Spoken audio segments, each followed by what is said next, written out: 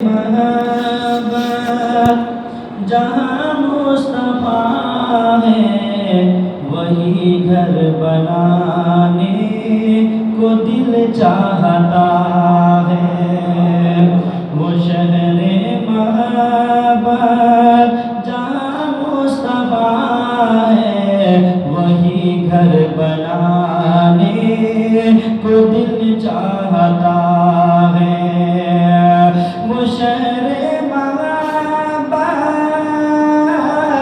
جہاں مصطفیٰ ہے وہی گھر بنانے کو دل چاہتا ہے، وہ سونے سے کنکر وہ چاندی سی میٹی نظر میں بسانے کو دل چاہتا ہے، وہ سونے سے کنکر وہ چاندی سی میٹی نظر میں بسانے کو دل چاہتا ہے۔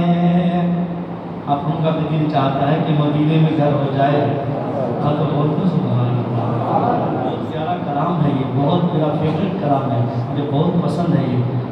مسجد میں بیٹھے ہیں، آپ دل سے آپ سبحان اللہ کہیں گے، اور دل سے آپ اگر آپ کے دل سے نکل گئی نا اور رب نے قبول کر لیا تو ہو سکتا ہے کہ مدینے میں گھر بننے کا کوئی انتظام ہو جائے۔ اللہ کے گھر میں کسی چیز کی کمی تھوڑی نہ ہے، کچھ بھی ہو سکتا ہے، بول دو سبحان اللہ۔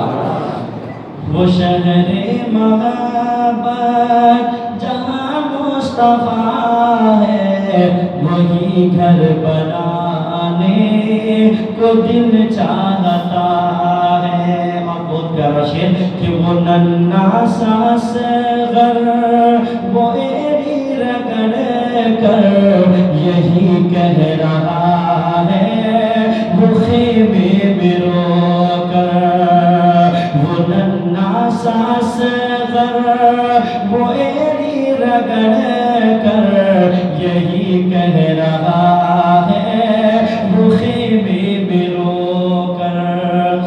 حضرت امام حسین کا کربلا میں ایک چھوٹا سا بچہ بھی تھا، دودھ پیتا بچہ جس کی عمر صرف 6 مہینے کی تھی۔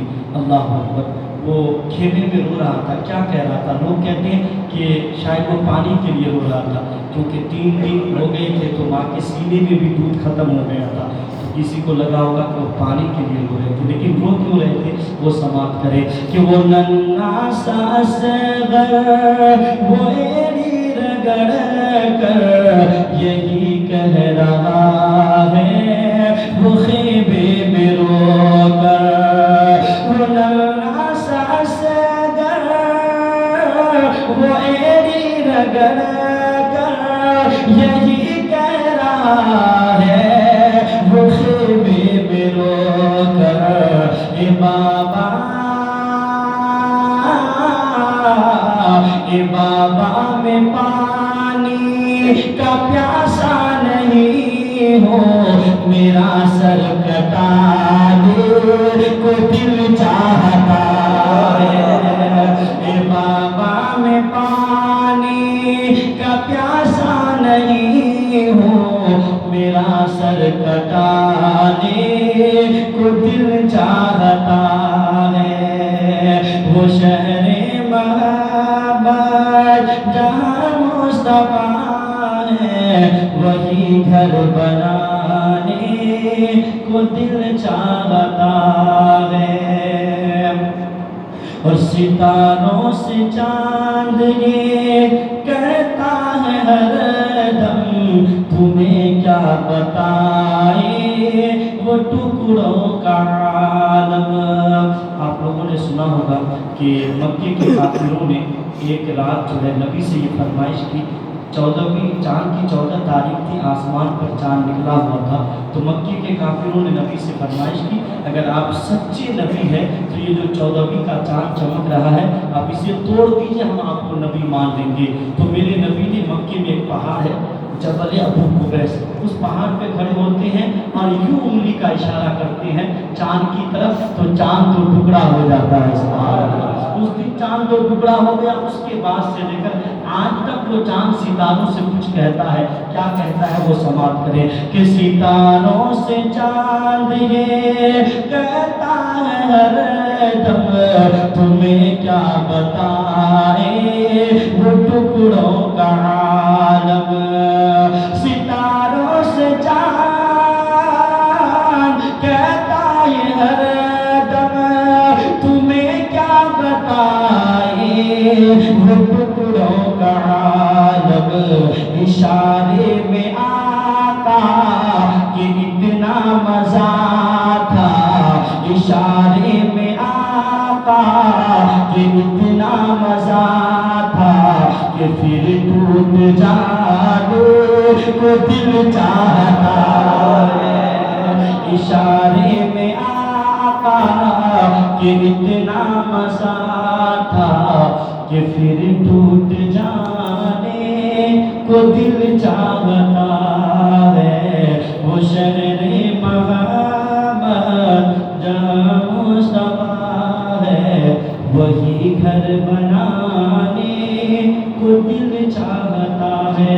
حضرت امام سیدنا زین العابدین کی بات چل رہی ہے. حضرت سیدنا زین العابدین اللہ اکبر کربلا کے بعد جب کربلا سے واپس آتے ہیں تو پھر آپ اپنا قیام مدینے میں ہی کرتے ہیں, لیکن بھیڑ بھاڑ کی وجہ سے تھوڑا جو ہے کیا کہتے ہیں کہ لوگوں کی بھیڑ بھاڑ سے اور محلے سے تھوڑا نکل کے اپنی ایک جھوپڑی بناتے ہیں اور وہیں پر اپنی عبادت کرتے ہیں, اپنی بندگی کرتے ہیں, رات دن سجدوں میں پڑے رہتے ہیں. دنیا کی ساری لذتوں کو حضرت سیدنا زین العابدین ترک کر دیتے ہیں. اللہ اکبر.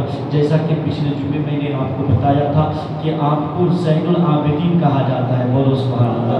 آپ کا نام علی اوسط ہے لیکن کہا جاتا ہے زین العابدین. زین العابدین کا مطلب ہوتا ہے عبادت کرنے والوں کی زینت. بولو سبحان اللہ. اب عبادت کرنے والوں کی خوبصورتی حضرت سیدنا زین العابدین ہے. میں نے پچھلے جمعے میں یہ بھی بتایا کہ آپ کو صرف اس لیے نہیں کہا جاتا کہ محبت میں کہا گیا ہے, واقعی آپ نے ایسی عبادت کی ہے, ایسی بندگی کی ہے. اللہ اکبر کہ زین العابدین اگر دنیا میں کوئی کہنے کا حقدار ہے, کسی کو کہا جا سکتا ہے تو وہ علی اوسط کو ہی کہا جاتا ہے. وہ حسین کے بیٹے کو ہی وہ حق ہے کہ وہ زین العابدین ہے.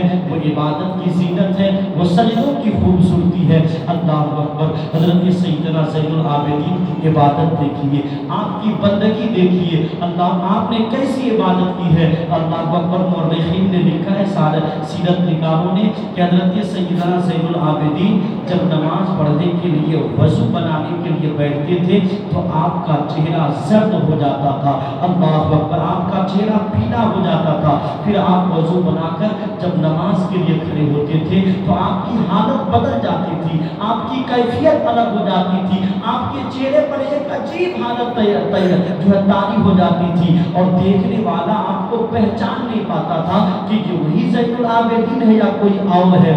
اللہ اکبر. تو پھر لوگ مریدوں نے کہا, محبت کرنے والوں نے کہا, سرکار ہم دیکھتے ہیں کہ جب بھی آپ نماز کے لیے وضو بناتے ہیں تو آپ کے چہرے کا رنگ زرد ہو جاتا ہے, آپ کے چہرے کا رنگ پیلا ہو جاتا ہے, آپ کے اوپر عجیب کیفیت طاری ہو جاتی ہے. کیا حال ہے, آپ کے اوپر یہ حالت کیوں طاری ہوتی ہے؟ تو حضرت سیدنا زین العابدین روتے اور رو کر کہتے کہ نماز کا جو یہ ٹائم ہے نا, نماز میں بندہ خدا کی عدالت میں پیشی ہوتی ہے. اس کی نماز کے وقت بندہ نمازی خدا کی بارگاہ میں کھڑا ہوتا ہے.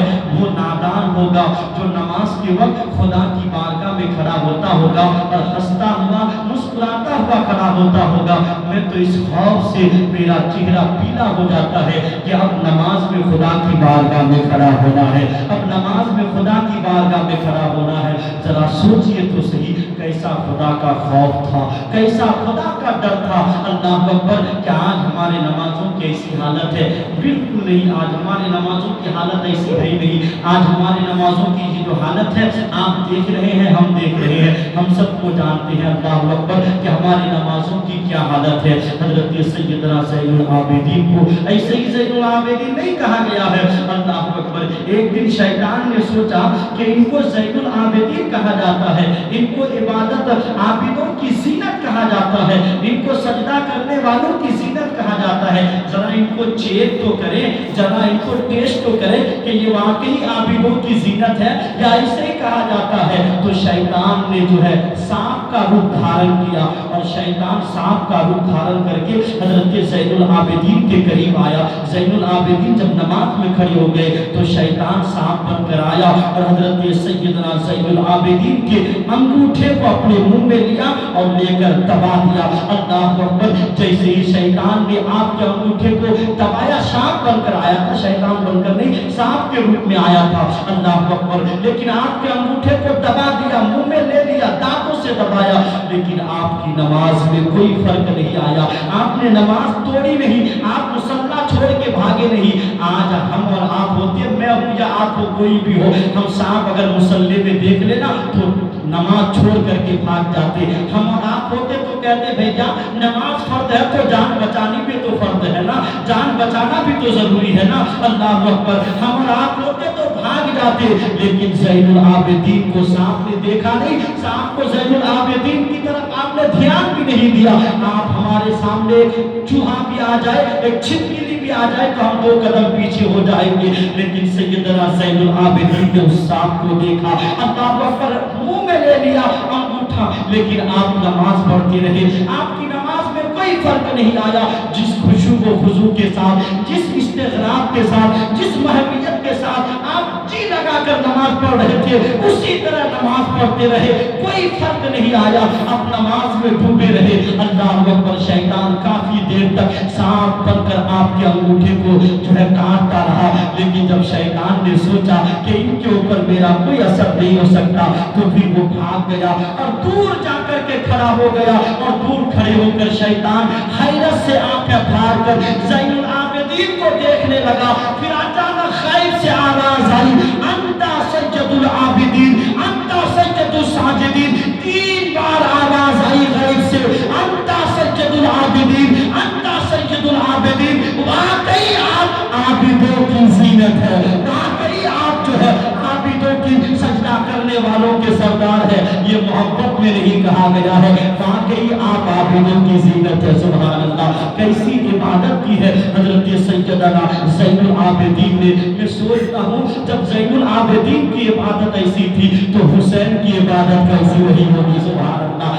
حسین کے نانا کیسے نماز پڑھتے ہوں گے۔ اللہ اکبر! حضرت سیدنا زین العابدین کی نماز دیکھو، آپ نماز پڑھ رہے ہیں، آپ کی جھوپڑی تھی، کوئی بنگلہ نہیں تھا، اللہ اکبر، کوئی گھر نہیں تھا، ایک جھوپڑی بنا کر اپنی زندگی گزار رہے تھے۔ اللہ اکبر! اس جھوپڑی میں ایک دن آگ لگ جاتی ہے، جیسے ہی آگ لگی، آپ جھوپڑی کے اندر نماز میں ہے، نماز پڑھ رہے ہیں، لیکن آگ لگی ہے، آپ کو اس کی خبر بھی نہیں ہوتی ہے۔ آس پاس میں پڑوسیوں کو پتا چلتا ہے کہ سرکار کے گھر میں آگ لگ گئی ہے، ہاں زین العابدین کے گھر میں آگ لگی ہے۔ پڑوسی اپنے کام کا چھوڑ کر پانی لے کر دوڑتے ہوئے آتے ہیں اور آ کر بجھانے کی کوشش کرتے ہیں، لیکن سیدنا زین العابدین ہے کہ اپنی نماز میں برقرار ہے، اپنے سجدے میں برقرار ہے۔ آپ نے نماز ترک نہیں کیا، گھر میں آگ لگی ہے، نماز چالو ہے۔ اللہ اکبر! پڑوسیوں نے آ کر آگ بجھا دیا۔ جب آگ بجھ گئی، تھوڑی دیر کے بعد آپ کی نماز پوری ہوئی، آپ نے سلام پھیرا، لوگوں نے کہا، پڑوسیوں نے کہا، سرکار کیا کر رہے تھے؟ کیا کوئی ایسی بھی نماز پڑھتا ہے؟ آپ کے گھر میں آگ لگ گئی، آپ کو خبر نہیں ہوئی، ہم نے آپ کی آگ بجھائی، اگر یہ آگ نہ بجھائی جاتی تو شاید یہ آگ آپ کو بھی جلا دیتی۔ زین العابدین نے مسکرایا اور مسکرا کر کہا، مدینے والوں، تم میرے گھر کی آگ بجھا رہے تھے، میں نانا کی امت کے لیے جہنم کی آگ بجھا رہا تھا۔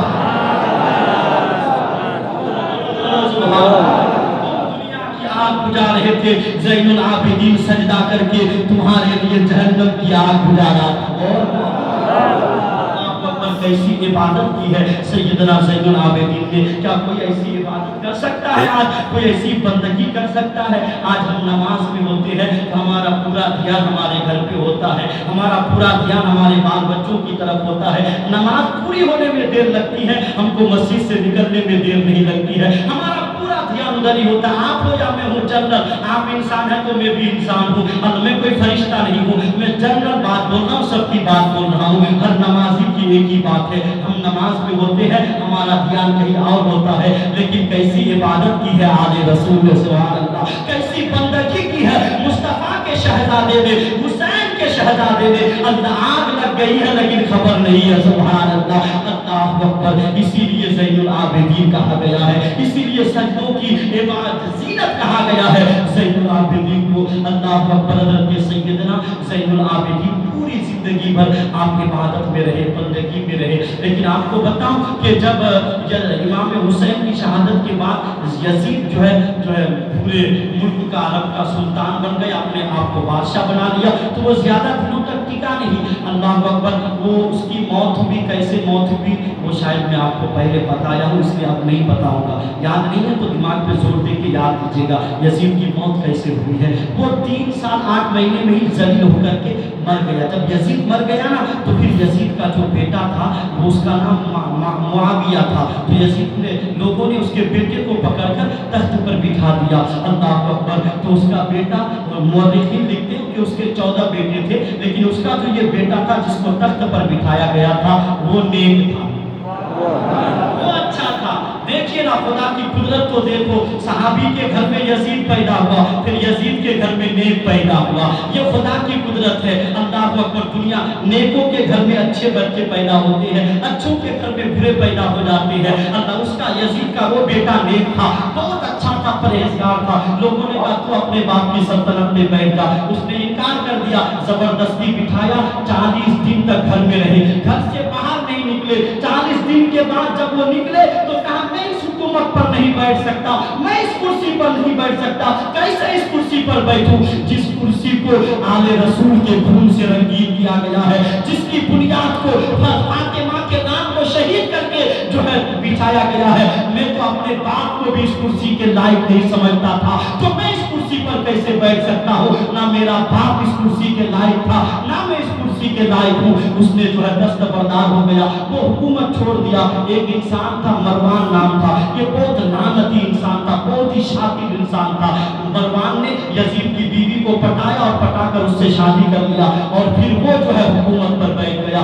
वो जो है शाम का, मिस्र का जो है बादशाह बन गया, सुल्तान बन गया। खिलाफत तो इमाम हुसैन के बाद खत्म हो गई, उसके बाद जो भी कुर्सी पर बैठा है वो बादशाह बना है। अल्लाह अकबर। खलीफा तो जारी है, बोलो सुभान अल्लाह। बाकी जितने भी है खलीफा कहा जाता, लेकिन उन्होंने खिलाफत नहीं की है, बादशाहत की है, अमीरी की है, बादशाहत की है, सुल्तानी की है, ऐशो इशरत किया है। अल्लाह अकबर। खलीफा तो सिद्दीक अकबर ही थे, सुभान अल्लाह। खिलाफत तो उमर ने ही की थी, खिलाफत तो उस्मान ने ही की थी, खिलाफत तो मौला अली ने की थी, खिलाफत तो हसन और हुसैन ने की थी। बाकी तो बाद में लोगों ने ऐशो इशरत किया है, बादशाहत की है। अल्लाह अकबर। तो फिर मरवान जो है खलीफा जो है बना लोगों का, और फिर उसने मिस्र में, शाम में कब्जा किया, लेकिन वो भी ज्यादा दिनों तक टिका नहीं। यजीद की बीवी को पटा करके शादी किया था, उसके साथ अनबन हो गई, तो यजीद की बीवी ने उसे फिर कत्ल करवा दिया, उसे मरवा दिया। मरवान मर गया तो उसका बेटा